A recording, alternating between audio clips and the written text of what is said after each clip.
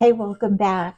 My name is Celia Sasser, and on my channel, I do many master classes, as well as I will throw in some tarot readings, and occasionally I will do some thrifting videos to show you how to connect with a divine feminine energy and build an altar with thrifted items.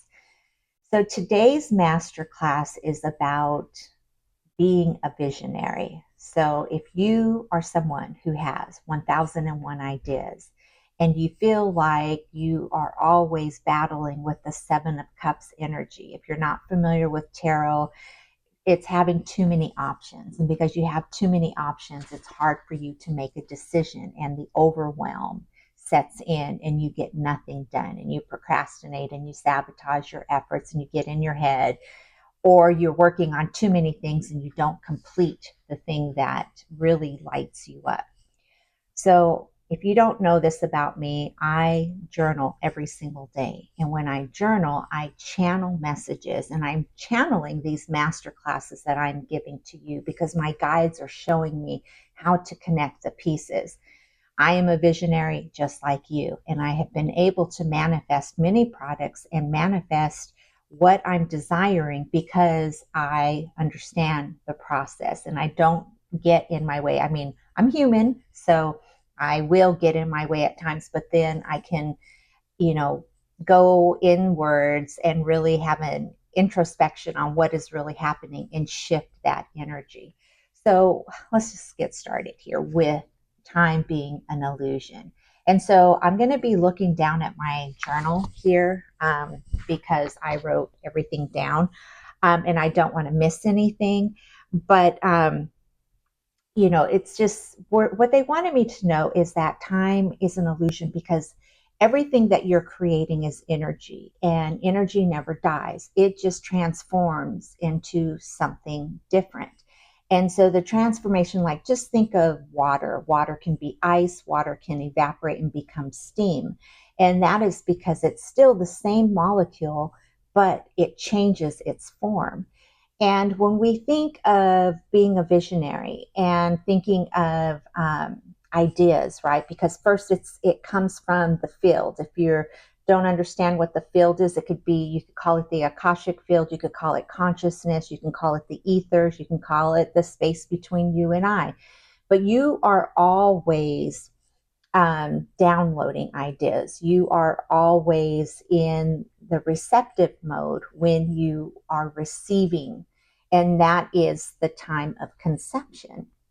So when you have a lot of creative flow, it's easy for you to channel those. But what you're missing is, because that's a lot of feminine energy, but you're missing the masculine, and the masculine energy is the action part. Well, when you think of the sun, right? And the sun is very intense, and the sun is about growth and, taking action. Where when you think of the moon is very receptive. So when you think of the sun, the solar energy is action taking. And when you think of the moon, the lunar energy is receiving the energy. And you have to have a healthy balance of that. And if you are always in the doing, that is when you are in the solar energy. And the solar energy can get intense, which causes you to feel burnout, and you don't complete it, or it creates a lot of resistance for what it is that you're trying to give birth to. But when you are in your receptive mode, when you give your creativity some space to breathe in order to receive, then you are in flow. So there has to be that healthy balance of the solar energy and the lunar energy. And so solar energy is masculine and lunar energy is feminine, and one puts out energy and the other one receives energy. And because we are connected to nature, and nature is always mimicking life for us so that we can understand that we are connected to it. But for some reason, we just got, well, not for some reason, because of the industrial age, we moved into this mindset that we're machines, and we forgot about following the cycles. I'm recording this on a Saturday, and Saturdays are ruled by Saturn. So I really think this is appropriate because Saturn is about achieving. And Saturn is that stern energy, but also you still have to have the balance of the masculine and feminine. You can't do and expect to achieve, because you're just going to feel the burnout. And so what my guides were also showing me is that when you download an idea, it's your conception part, right? It's your conceiving, and then you're wanting to give birth. And the reason why you're holding on to this idea, because it's, you want to feel something, you want to love something, you want to expand and nurture something, and you want to fulfill a greater purpose in your life. And so that is why you're craving this. And then the downloads come in. But if you're out of balance and if you give it too much masculine, you're going to reach that burnout. You're going to create resistance. And if you're too much in the receptive mode, you're not taking any action. You're just sitting there waiting for something to happen. And then you don't see anything happening and you get frustrated. So that's where the combination happens. So one of the things is, they were talking about having this healthy balance. So they were saying that when you conceive the idea, then that's where you're in the concept of building, right? You're in the concept of building, and you need the right materials in order to bring this into fruition. So you're in your creative flow. You are in your feminine flow. And then once you give birth to and you don't abandon it, then and you start nurturing it, you repeat the cycles repeat. So it's like, even when I think about childbirth and the process that you go, the cyclical process of childbirth is the same with anything that you're giving birth to. So you are a portal. Women are a portal, and our crown chakra is a portal. I'm speaking to women because that's who I happen to work with, but men have this portal also.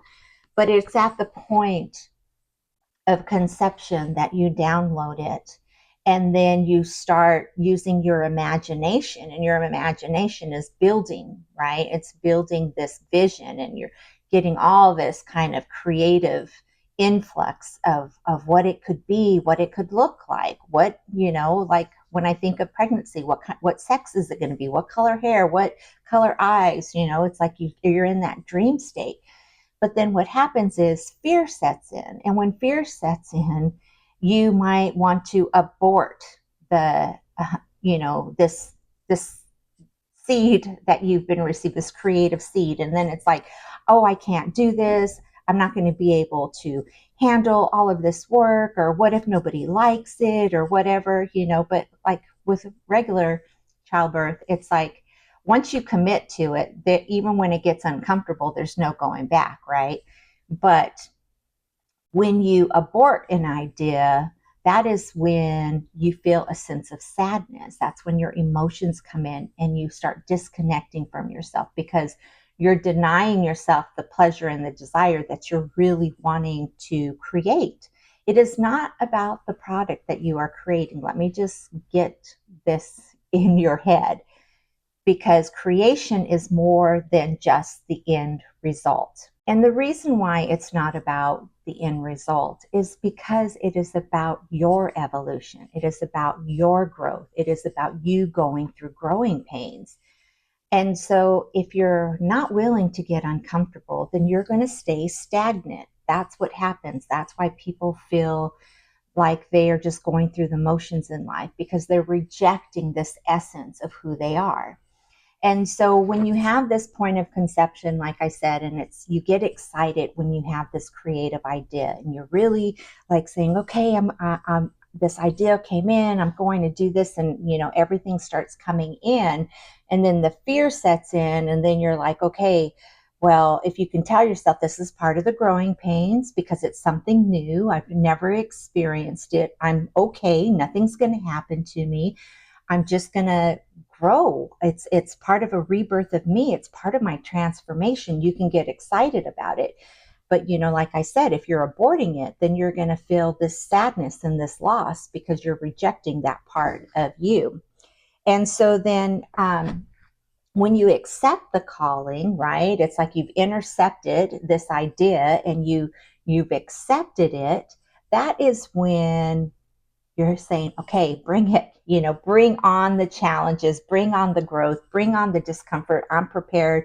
I know that this is going to stretch me, and I know that I'm going to be a different person because of it. It's the same thing when you give birth to a child.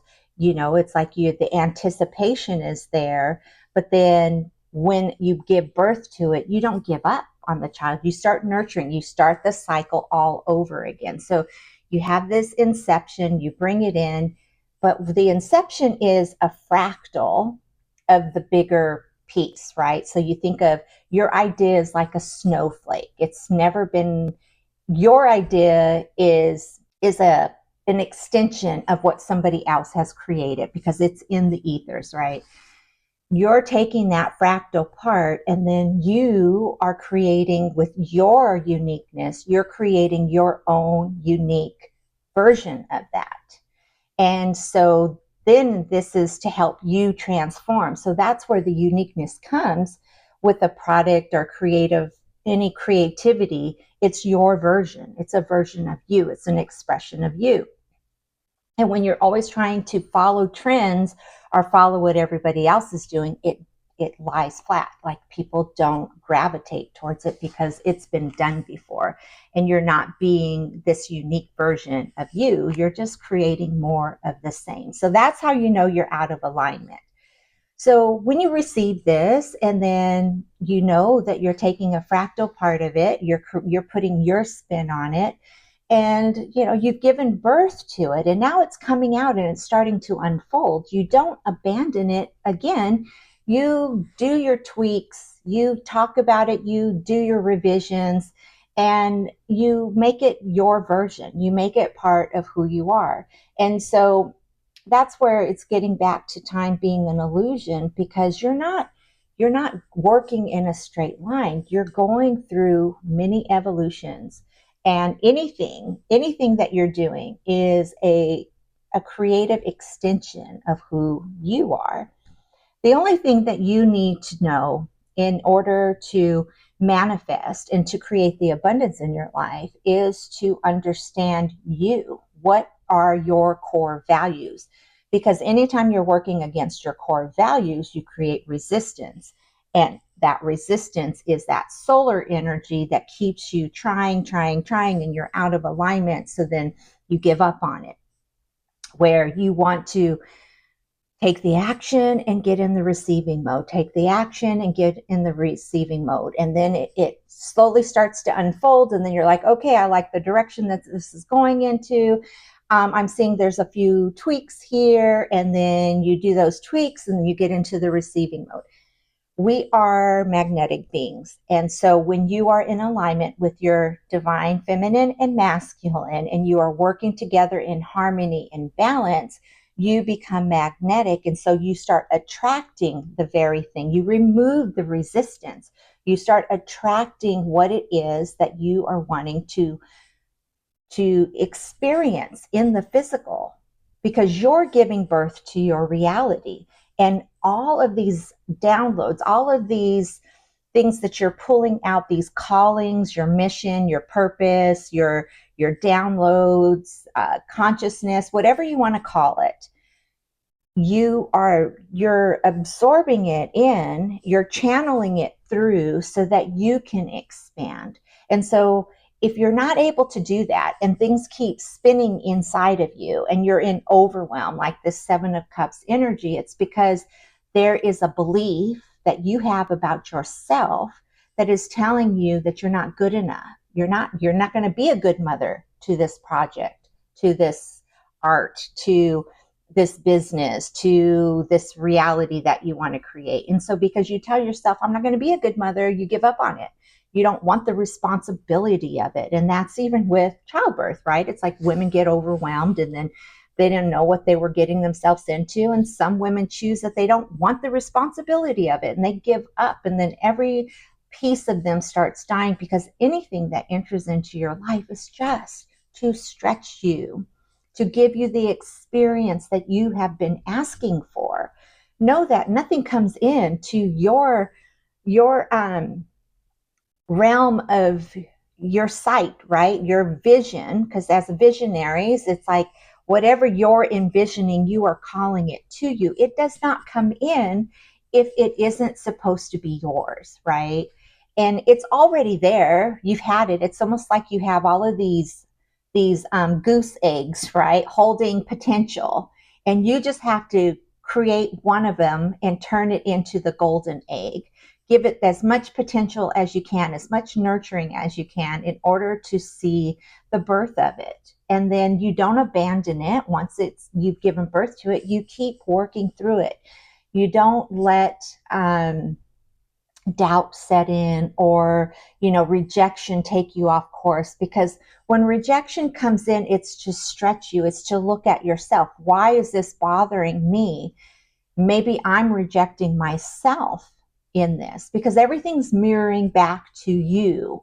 So when you think of time, think of it as in cycles. Think of it as everything will always return. So if you have a vision and this is something that you really desire and you don't act upon it, never think that it's never going to come back around, because what is for you will never pass you up. And because everything happens in cycles, just like trends, that vision will revisit itself so that it can help you with your evolution.